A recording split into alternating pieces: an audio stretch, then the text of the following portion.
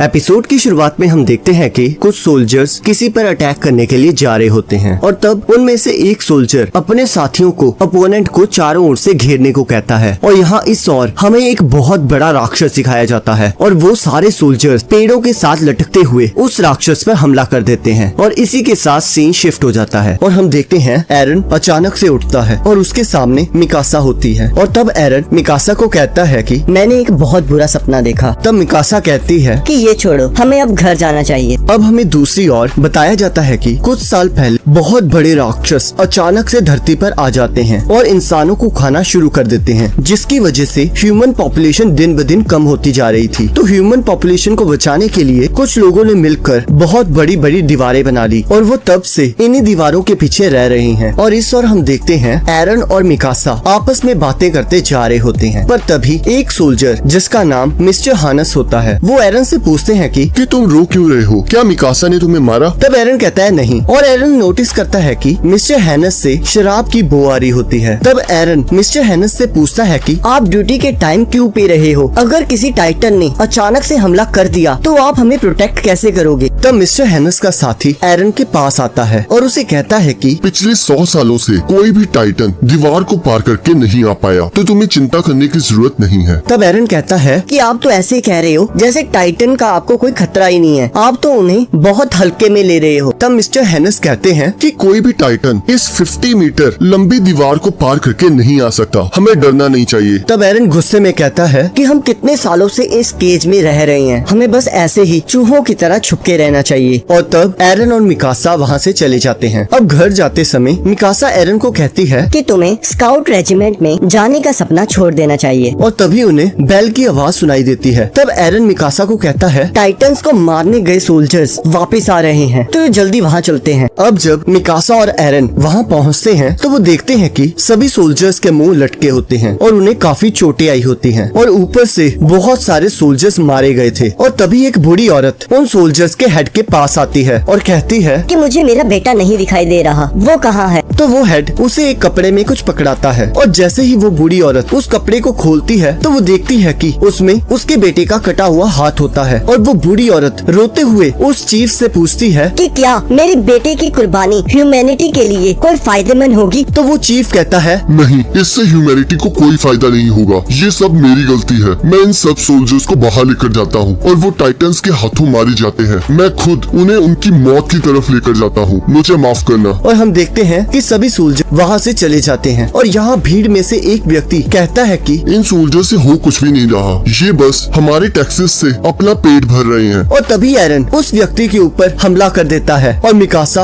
उसे खींचकर वहाँ से ले जाती है। तब मिकासा एरन को कहती है कि क्या तुम अब भी स्काउट रेजिमेंट में भर्ती होना चाहते हो? पर एरन उसका कोई जवाब नहीं देता और वो अपने घर की ओर चले जाते हैं। तब एरन की मॉम एरन को कहती है कि आज तो तुम बहुत सारी लकड़ियाँ लेकर आए हो, मुझे सच सच बताना कि ये सारी लकड़ियाँ मिकासा ने इकट्ठी की है ना? और यहाँ हम देखते हैं कि सभी खाना खा रहे होते हैं। तब मिकासा सबको बताती है कि एरन स्काउट रेजिमेंट में ज्वाइन होना चाहता है, जिसे सुनकर एरन की मॉम बहुत पैनिक हो जाती है और एरन को कहती है कि मेरा कोई भी बच्चा स्काउट रेजिमेंट में नहीं जाएगा। तब एरन के फादर एरन को कहते हैं कि तुम्हें कुछ नहीं पता कि बाहर की दुनिया कैसी है। तब एरन कहता है वो जैसे भी हो पर यहाँ से तो बढ़िया ही होगी, मैं इन 4 दीवारों के बीच में नहीं रहना चाहता। और तब हम देखते हैं एरन के फादर किसी पेशेंट को देखने जा रहे होते हैं। तब एरन की मॉम उन्हें कहती है कि आप इसे कुछ समझाते क्यों नहीं? तब एरन के फादर कहते हैं कि मेरी बातें इसकी क्यूरियोसिटी को खत्म नहीं कर पाएंगी। और तब हम देखते हैं एरन के फादर वहाँ से चले जाते हैं। तब एरन की मॉम एरन को कहती है कि तुम्हें स्काउट रेजिमेंट में जाने का सपना छोड़ देना चाहिए, ये पागलपन है। तब एरन कहता है मैं इन 4 दीवारों के बीच में नहीं रहूंगा और वो वहाँ से भाग जाता है। तब एरन की मॉम मिकासा को कहती है कि तुम्हें मुझे वादा करना होगा कि तुम एरन का हमेशा ख्याल रखोगी और उसे कभी भी अकेला नहीं छोड़ोगी। और दूसरी ओर हम देखते हैं कुछ बच्चे एक लड़के को परेशान कर रहे होते हैं, पर तभी एरन उसे बचाने के लिए आ जाता है। तब वो लड़के कहते हैं चलो इसे भी मजा चकाते हैं, पर वो मिकासा को देखकर वहाँ से भाग जाते हैं और एरन उस लड़के की हेल्प करने लगता है। तब एरन आर्मिन से पूछता है कि वो तुम्हें क्यों मार रहे थे और तभी हम देखते हैं शाम हो जाती है और वो सभी नदी के किनारे बैठे होते हैं। तब आर्मिन बताता है कि मैं उन्हें बता रहा था कि ह्यूमैनिटी का फ्यूचर इन दीवारों के पीछे है, पर उनके दिमाग में कुछ भी नहीं जा रहा था। तब एरन कहता है कि कोई हमें अपनी मर्जी से जीने क्यों नहीं देता। तब आर्मिन कहता है कि ये दीवारें बहुत अच्छा आइडिया थी, इन्होंने हमें पिछले 100 सालों से टाइटन से बचा कर रखा है और अब कोई भी इसे पार करने की हिम्मत नहीं कर सकता। पर ये भी सच है कि ये दीवारें हमेशा के लिए नहीं टिकेंगी, कभी न कभी टाइटन्स अंदर आ ही जाएंगे, ये बस समय की बात है। और तभी हम देखते हैं कि आसमान से एक बिजली दीवार के पीछे गिरती है और तभी सब उसकी ओर जाने लगते हैं और वो देखते हैं कि एक बहुत बड़ा हाथ उस 50 मीटर बड़ी दीवार के ऊपर होता है और यहाँ हमें एक बहुत बड़ा टाइटन देखने को मिलता है जो कि उस दीवार को तोड़ने लगता है और वो अपनी एक ही किक से उस दीवार में होल कर देता है जिससे आधा शहर तबाह हो जाता है। और इस ओर हम देखते हैं कि बहुत सारे टाइटन्स उस दीवार की ओर बढ़ रहे होते हैं और एक एक करके उस होल से दीवार के इस साइड आ जाते हैं, जिसे देखकर वहाँ भगदड़ मच जाती है। तब एरन अपने घर की ओर भागने लगता है और मिकासा भी उसके पीछे चली जाती है। तब एरन सोचता है कि मुझे उम्मीद है कि मेरी मॉम ठीक होंगी, पर जैसे ही वो अपने घर के पास पहुँचता है तो वो देखता है कि उसका पूरा घर तबाह हो चुका होता है और उसकी मॉम घर के मलबे के नीचे दबी होती है। तब एरन और मिकासा उन्हें निकालने की बहुत कोशिश करते हैं। तब एरन की मॉम उसे कहती है कि मेरे पैर बुरी तरह जख्मी हो गए हैं, मैं तुम्हारे साथ नहीं चल पाऊंगी। तब एरन कहता है मैं आपको अपनी पीठ पर उठाकर ले जाऊंगा। और तभी हम देखते हैं मिस्टर हैनेस वहाँ आते हैं। तब एरन की मॉम उन्हें कहती है कि प्लीज